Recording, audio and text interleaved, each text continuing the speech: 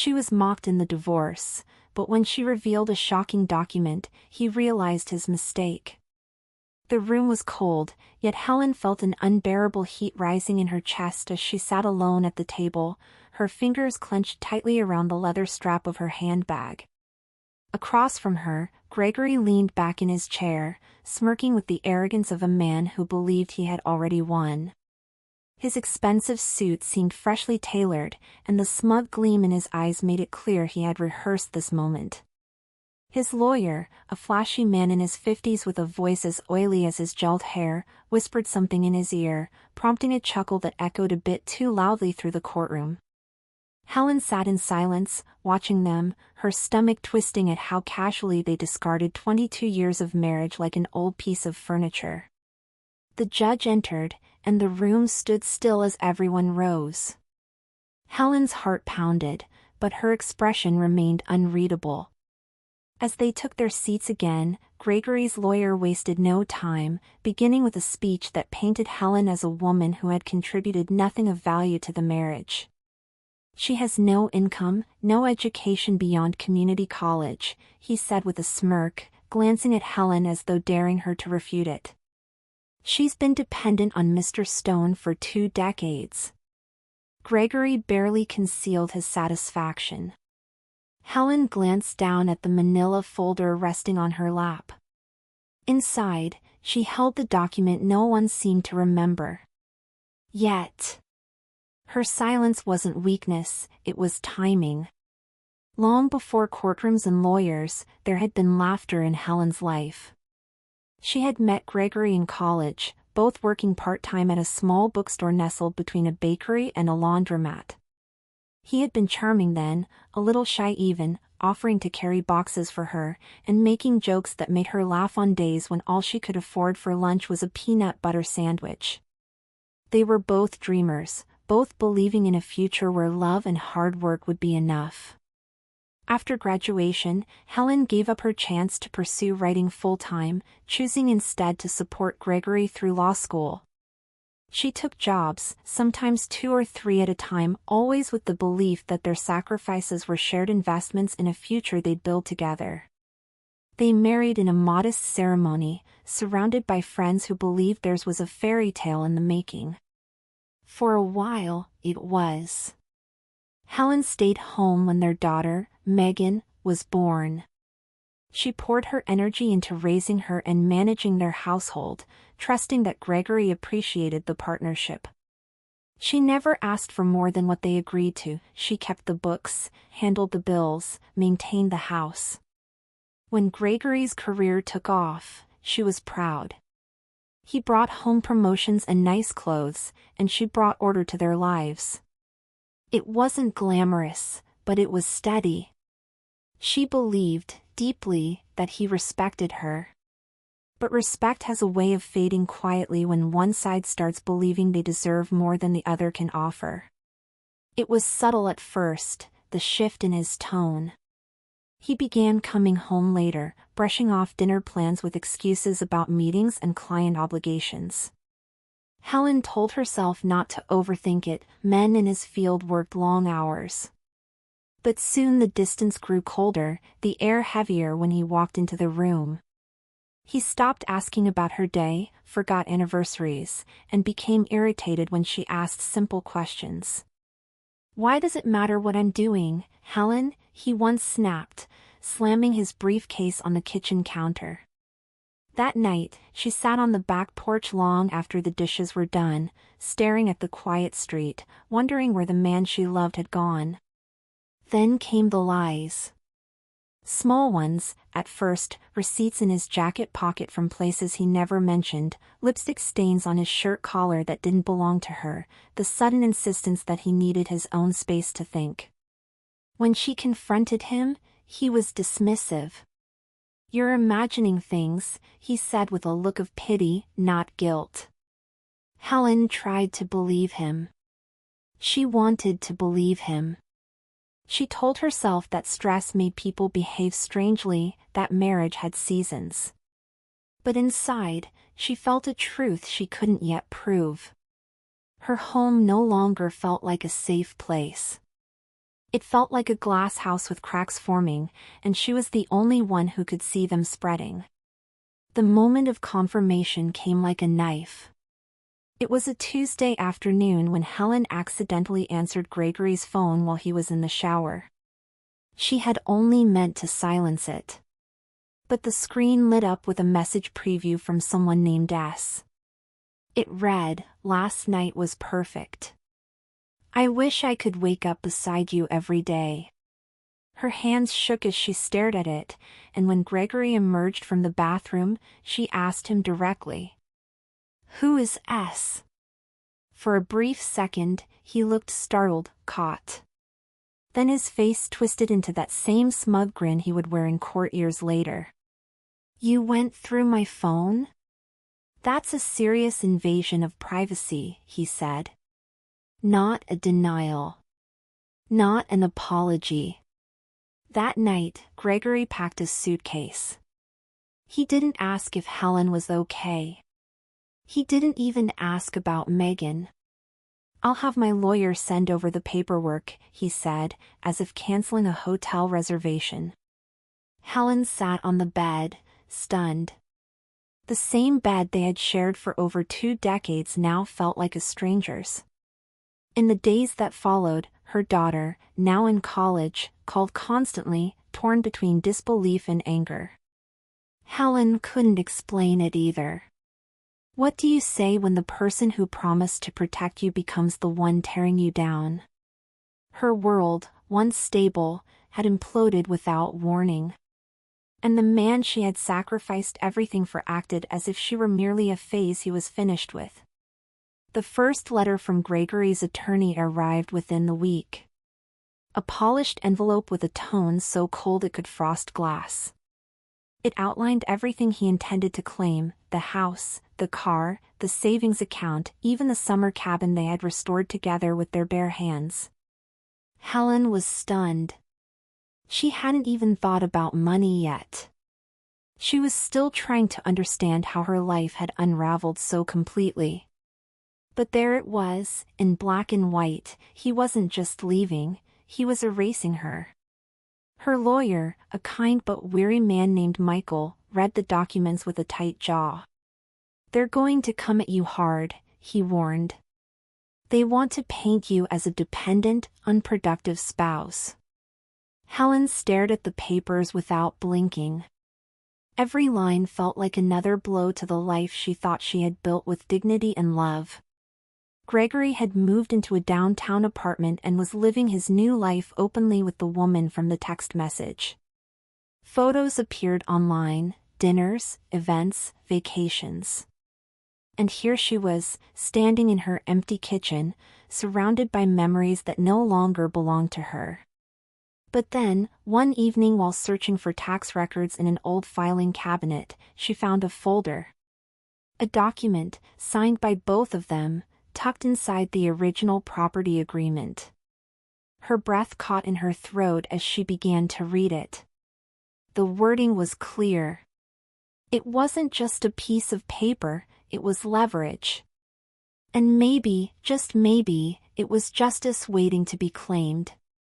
The second hearing was more brutal than the first. Gregory's lawyer didn't just challenge Helen's financial dependency, he mocked it. "Your Honor," he began, "this is a case of a woman who chose comfort over contribution." Helen sat still, her back straight, but every word pierced her like a thorn. She felt the stares, the dismissive glances from the other side of the courtroom, and worst of all, Gregory's smirk as his attorney painted her as a burden who deserved nothing more than a handshake and an empty suitcase. The lawyer sneered, "She's been living in Mr. Stone's success. Now she wants to live in his pockets, too." Helen's cheeks burned, not with shame, but with something deeper, indignation. They spoke about her like she had spent 22 years lounging in silk pajamas, ignoring the sweat and worry that had filled her days raising their child, managing their home, supporting every one of Gregory's ambitions. She looked at the judge, hoping he would see through the performance, but he only scribbled something on his pad. Helen knew she had to endure it, for now. But she also knew something they didn't. Tucked inside her leather bag was the document no one remembered, signed in a moment Gregory thought meant nothing, and that she had kept all these years, not out of spite, but out of principle. That night, Helen couldn't sleep. The air in the house felt stale, and the ticking of the old clock on the wall seemed louder than usual. She went to the attic, not looking for anything in particular, just trying to breathe among the past. Dust danced in the thin moonlight seeping through the small window as she opened a worn-out box labeled Wills and Agreements. Inside were old tax files, renovation receipts, and a few faded photos of a younger version of herself, always smiling beside Gregory. And then, beneath them, a folder with a label in Gregory's handwriting, Premarital Contract, Private. Her heart pounded as she opened it. Inside was a copy of a contract Gregory had asked her to sign before they bought their second house. She remembered the moment. He had said it was just to satisfy a mortgage lender's requirement. She hadn't paid it much attention back then. But now, reading it again, something stood out. A clause. Small, almost hidden between paragraphs. It stated that in the event of infidelity resulting in a divorce, any jointly acquired property would revert in majority to the spouse who remained faithful. She read it again and again, barely blinking. A warmth spread through her chest, not of joy, but of resolve. She wasn't imagining her strength anymore. She was holding it. The next morning, Helen took the document to the only person she trusted with something this delicate, Mr. Thomason, a retired attorney who once worked with her father. His office, cluttered with legal volumes and aging leather chairs, smelled of tobacco and aged wood. Thomason adjusted his glasses as he read, then looked up at Helen, his eyes full of something between disbelief and admiration. "You've been sitting on a gold mine," he said. "Do you know what this is? This clause alone changes the entire dynamics of your case. Gregory never had this reviewed, did he?" Helen shook her head. "He brought it to me one evening, told me to sign quickly so we could move forward with the mortgage. I trusted him." Thomason leaned back in his chair, exhaling slowly. "Well, he didn't read the fine print either. And lucky for you, this was notarized and legally binding." He handed the papers back to her, his expression hardening. "Use this wisely, Helen. This isn't just paperwork. This is your truth, and it's time the court hears it." Helen left his office with the folder pressed against her chest, her hands trembling not from fear, but from the weight of what she was about to reclaim. The following days were a blur of careful planning and focused strategy. Helen met with Thomason again, and together, they mapped out how to introduce the document in court without tipping off Gregory's legal team too early. Thomason insisted on discretion. "Spring it during testimony," he advised. "It has to hit them like thunder, no warning, no time to recover." Helen, who had spent her life avoiding confrontation, now found herself practicing lines in front of a mirror, rehearsing her posture, her tone, even her pauses. Every part of her body was learning how to speak powerfully. She started walking differently, straighter, her voice steadier during phone calls. Gregory's lawyer continued sending letters with smug threats, still treating her like a ghost in her own story. They had no idea how much had changed. She even started reordering the house, removing photos, tossing out remnants of a man who had discarded her like an old coat. For the first time in months, she felt something unfamiliar, calm. Not the absence of pain, but the knowledge that the storm she'd endured was preparing her for a different kind of confrontation. One where she would not be the one trembling. Court was set to resume in 2 weeks. Helen spent every day preparing. She went through emails, receipts, calendar entries, even utility bills, documenting everything that showed her role in their life together. Thomason connected her with a junior associate to help organize the files, a young woman named Naomi who reminded Helen of Megan. Naomi didn't just help, she listened. "You're doing something a lot of women only dream of," she said. "You're not just fighting for money. You're fighting for the version of yourself that was silenced." Helen smiled weakly, unsure if she believed it yet. But as the days passed, she found strength in the small victories, organizing timelines, uncovering old bank transactions showing she had covered the mortgage during Gregory's early career years, finding copies of the handwritten notes he once left her thanking her for being the glue. All of it would matter. All of it was evidence not of a dependent woman, but of a partner. As she filed the final documents into a labeled binder, she looked out the window at the early spring rain. This time, she would not be spoken over. This time, she was coming with more than words, she was coming with truth. On the morning of the hearing, Helen dressed with care. A navy blue suit, understated makeup, and her hair pulled into a simple chignon. She looked at herself in the mirror not to admire her appearance, but to recognize her resolve. As she entered the courtroom, eyes turned to her, not with pity as before, but with curiosity. Gregory, seated confidently beside his attorney, barely acknowledged her, only throwing a dismissive glance as if she were a minor inconvenience. His new girlfriend wasn't there this time. The court clerk called the room to order. The game was about to begin, but Helen no longer felt like a pawn. The judge entered, and pleasantries were exchanged. Gregory's lawyer began his argument once more, painting Helen as someone who had lived passively, contributing little while enjoying the fruits of Gregory's labor. "Your Honor, our client has been generous in his settlement offer. Ms. Stone refuses it out of entitlement, not fairness." Helen didn't flinch. Her folder sat in her lap, her fingers calmly resting on it. She watched as the lawyer gestured, embellished, and smiled. Gregory leaned back, confident again. But Helen wasn't listening to his version of the story. She was listening to her own heartbeat, steady, certain, ready. When it was Helen's turn to speak, Gregory's lawyer tried to preemptively discredit her. "She has no career history to demonstrate financial independence. No formal job. No professional accolades," he said smugly, walking in front of the judge's bench. "This isn't about punishing infidelity, it's about a clean break." Helen stood slowly, adjusting her papers.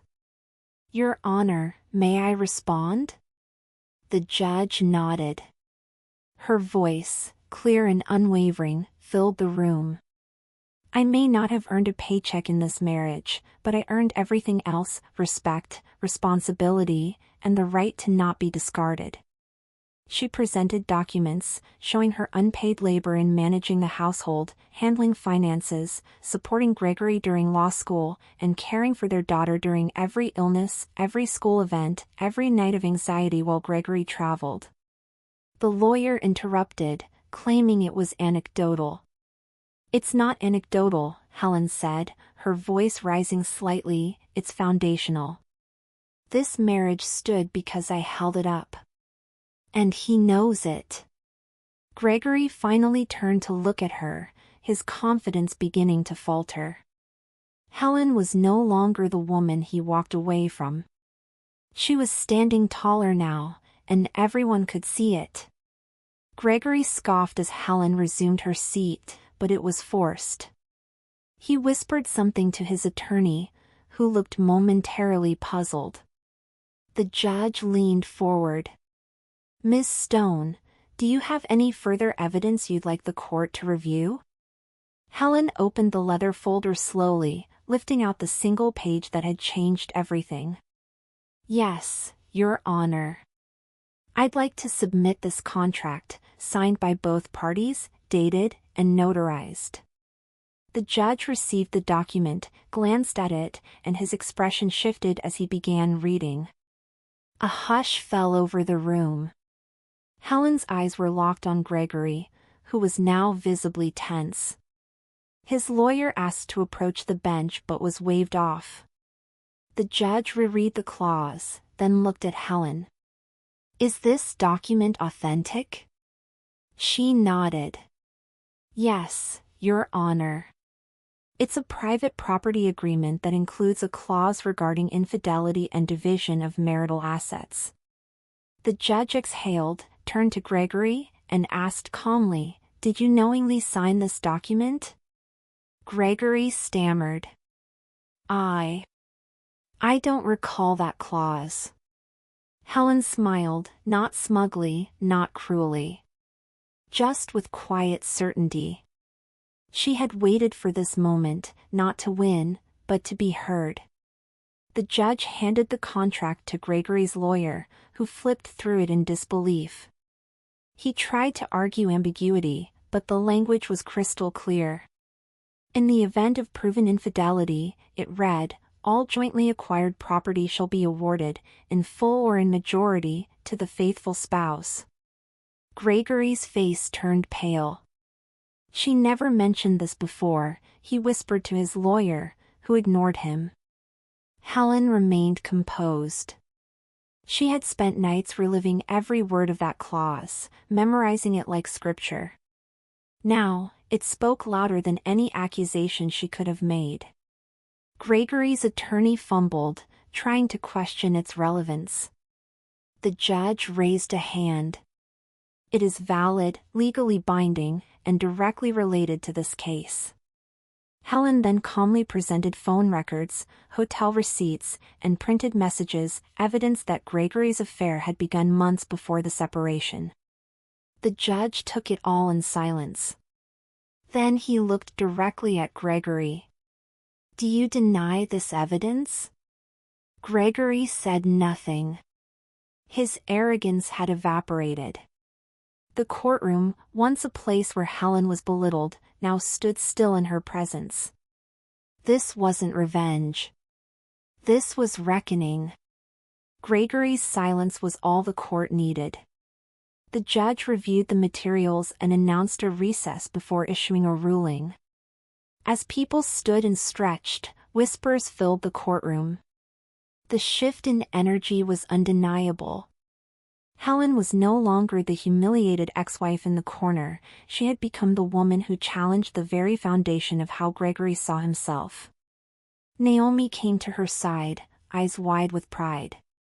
"That was incredible," she whispered. Helen only nodded, her breath finally steady. She had spoken her truth, and it had landed like a stone in still water. Gregory sat motionless at his table, eyes unfocused. His lawyer stood a few feet away, already checking his phone. The once confident facade had cracked. Helen walked to the water fountain outside the courtroom, feeling lighter than she had in years. She knew the judge's ruling was still to come, but the real victory had already happened. She had reclaimed her narrative, not with shouting or vengeance, but with preparation, clarity, and something no one had expected her to have, power. When the courtroom reconvened, there was a notable shift in tone. The judge's expression was firm, his voice measured but unmistakably serious. After reviewing the evidence presented, including the private agreement signed by both parties and the documented proof of extramarital conduct, he began, "It is clear that the conditions of the clause have been met." The words hung heavy in the room. Gregory stared down at the table, motionless, while his lawyer's jaw clenched tightly. Helen sat still, hands folded, her breathing controlled, every fiber of her being focused on hearing every word the judge said. "The division of assets," the judge continued, "will reflect the stipulations in the agreement." A pause. "Mrs. Stone will retain ownership of the primary residence, the joint savings account, and 75% of all assets acquired during the marriage." There was a murmur in the courtroom. Gregory turned toward Helen then, not with anger, but with disbelief. As if the ground beneath him had vanished. For years, he had seen himself as the architect of their life. Now, he realized he had underestimated the very woman who had made it all possible. Gregory tried to protest. "This is outrageous," he blurted, standing suddenly. The judge raised his hand for silence. "Mr. Stone, sit down. You had ample opportunity to contest this before.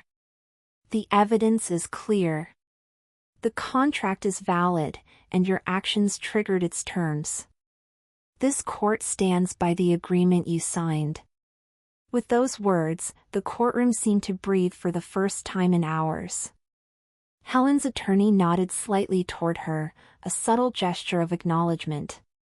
But Helen didn't smile. This wasn't about triumph, it was about restoration. What had been taken from her was not just money. It was dignity. As the session ended, people began filing out slowly. A woman from the public benches whispered to her friend. She handled that with so much grace. Helen gathered her documents carefully, not hurriedly, as if every motion was deliberate. Gregory remained seated, staring ahead, stunned. His lawyer placed a hand on his shoulder, but he didn't react. Helen glanced back once before exiting. Not out of pity, out of closure. The man who had tried to erase her had just witnessed the full force of her truth, and nothing would ever be the same again. The reporters were already waiting outside. Helen hadn't expected that. Word had spread quickly about the contract, the courtroom reversal, the woman who turned a divorce into a quiet revolution. Flashes went off, and microphones reached toward her, but she kept walking. Naomi guided her down the steps. "Do you want to say something?" Helen stopped for a moment, turned to face the cameras, and nodded. "I won't talk about him," she said calmly. "But I'll say this, being silent isn't the same as being weak. Sometimes, silence is where we prepare our strength." She didn't wait for follow-up questions. With her documents clutched under her arm and her head high, Helen walked through the crowd like someone reclaiming forgotten space. As she reached the car, she allowed herself a long exhale. It wasn't just relief, it was release. For months, she had carried the weight of a story told incorrectly. Today, she had rewritten it, not with rage, but with conviction. And for the first time in years, her voice hadn't shaken once. Later that day, Helen returned home to find the house unnervingly still. The same walls that had once witnessed years of love, then disappointment, now echoed with a strange new peace. She sat in the kitchen, her fingers tracing the edges of a teacup. The ruling was official. The assets would be transferred within the next 60 days. The lawyer would handle the details, but the essence was simple: she was no longer bound to a man who had tried to erase her worth. She didn't cry. She didn't laugh. She just felt present, fully and completely. She walked through each room, not out of nostalgia, but to reintroduce herself to the space. This was no longer the house where Gregory lived. This was no longer the house where she waited. This was her home now. And though there were memories in every corner, they no longer had power over her. She stood in the doorway of what used to be his office. A breath caught in her throat, but she didn't turn away. She stepped inside, opened the curtains, and let the light in. By the next morning, Helen's name was in headlines. Ex-wife turns the tables with forgotten clause, one article read. Another, woman silenced in divorce case stuns court with private agreement. Her phone rang constantly. Emails poured in, some from media outlets, others from women she had never met. "Thank you," many of them wrote, "for reminding us we have a voice." Helen sat at her kitchen table, reading them one by one.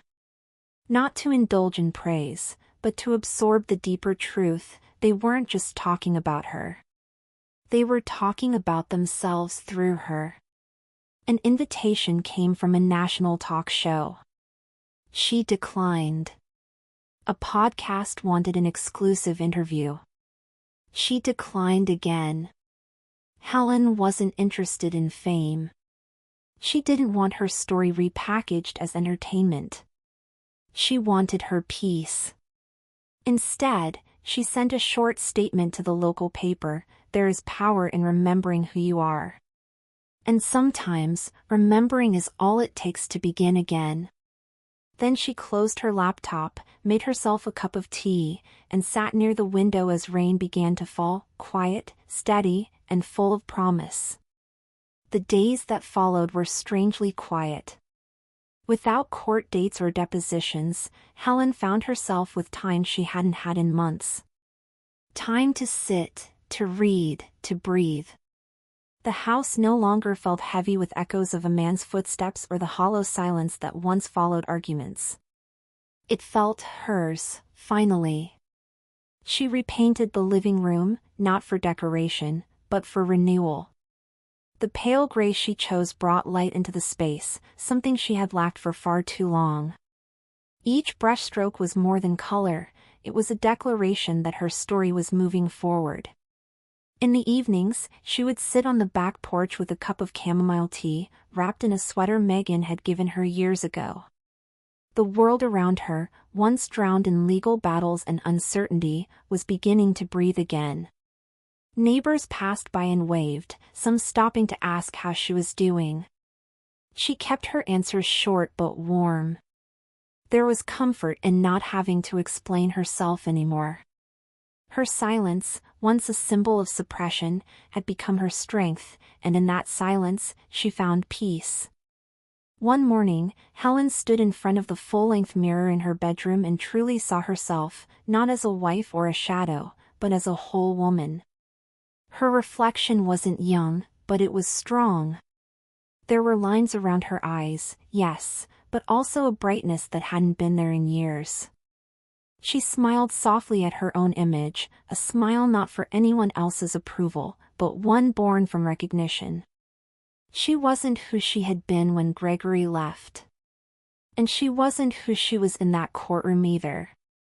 She had become something else, someone who had faced the worst and come through it taller. She began making small changes in her daily routine.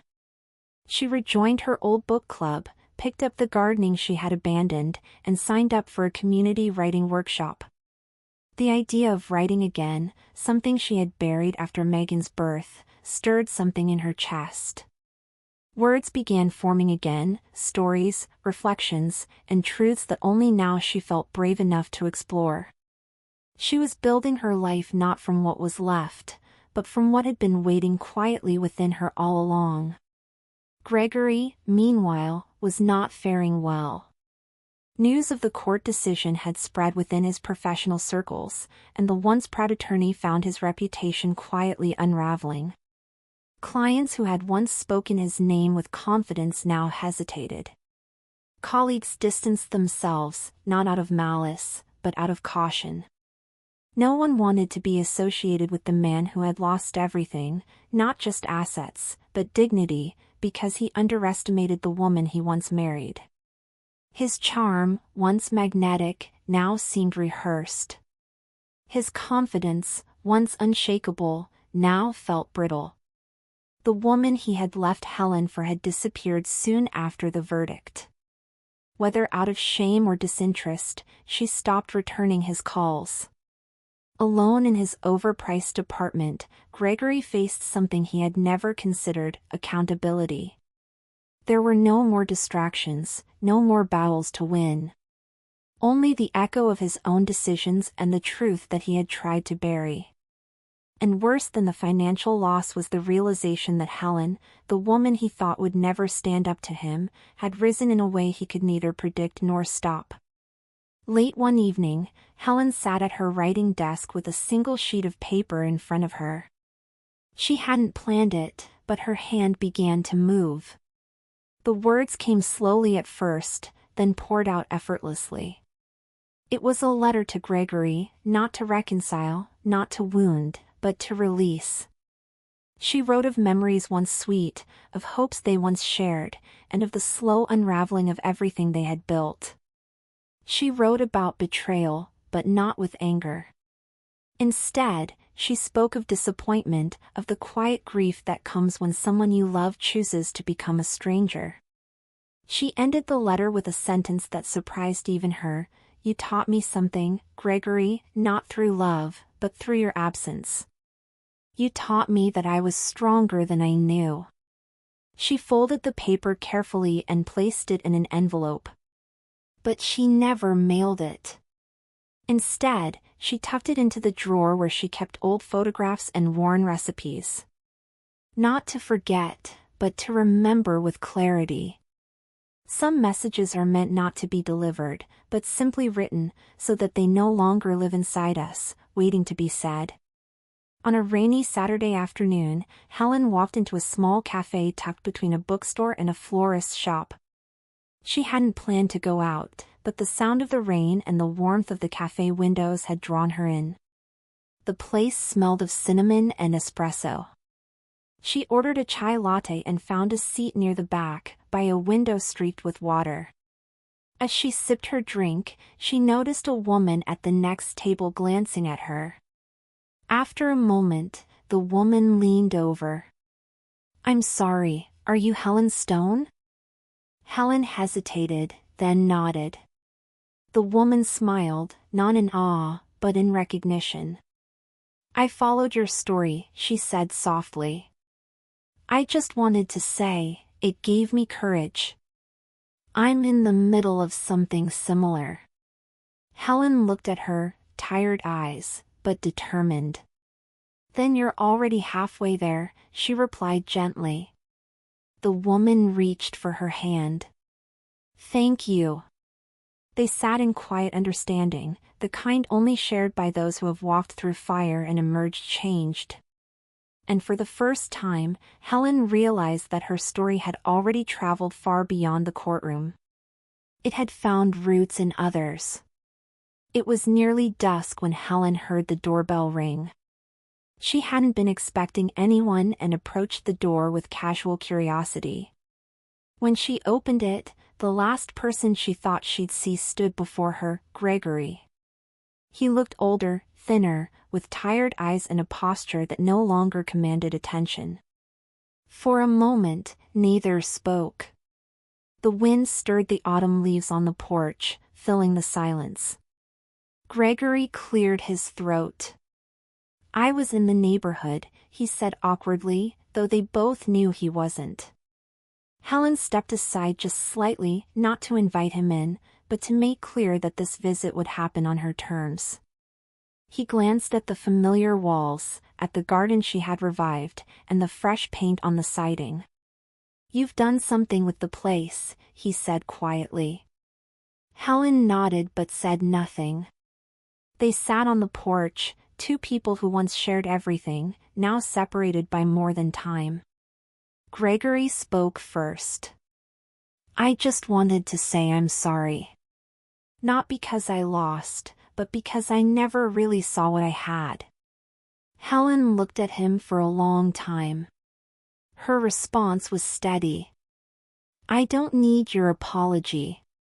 What I needed was your respect. And that came too late." There was no cruelty in her voice, just truth. A month later, Helen sat in the office of a local nonprofit, signing documents that would formalize the launch of something deeply personal, a scholarship fund for women navigating divorce or financial hardship. She had thought long about what to do with the settlement money. Buying things had no appeal. Instead, she wanted to invest in second chances, the kind that didn't come easily for most. The fund, named the Redefine Project, would offer small grants for education, relocation, legal support, or simply breathing room. It wasn't charity. It was empowerment. Helen worked with counselors, social workers, and advocates, forming partnerships with shelters and women's centers. Every time she read a new application, she saw echoes of herself, women who had been told they were too late, too weak, too dependent. And yet, there they were, asking for a chance. She read every letter, every story, and made calls herself to inform recipients. "This isn't the end of your story," she would say. "It's just a hard chapter." She wasn't just healing herself anymore. She was handing out keys to others who still stood behind locked doors. Helen never sought attention, but recognition came quietly nonetheless. Local media covered the fund's success, and community leaders invited her to speak at events. At first, she declined most of them, unsure if she had anything new to say. But eventually, she accepted one small gathering, a library hall event for women in transition. Her speech was simple. She told the truth. About losing her voice. About regaining it. About how silence isn't surrender, and how strength sometimes wears the face of patience. After she finished, a young woman approached her, holding a notebook filled with scribbles and ideas. "Your story made me want to write again," she said shyly. Helen smiled. "Then you must." These were the moments that mattered. Not applause, not awards, but the gentle shifting of someone else's path because her own had once felt impossible. She realized that courage wasn't loud. It was quiet, steady, and often unseen. Just like the seeds she had planted in her garden, hidden for a season, then blooming when the time was right. Helen's mornings now began slowly. A walk in the garden, coffee on the porch, and the sound of birds replacing the hum of courtrooms and lawyers' phones. Her calendar no longer held deadlines, only things she chose: book readings, garden volunteer work, and weekend calls with Megan, who had started teaching at a university up north. Peace, she had learned, was not a destination, it was a rhythm. It was the ability to sit with oneself and not feel haunted. She looked at life with a new kind of gratitude, not for what had been easy, but for what she had survived. The divorce was no longer the center of her story. It was merely the catalyst.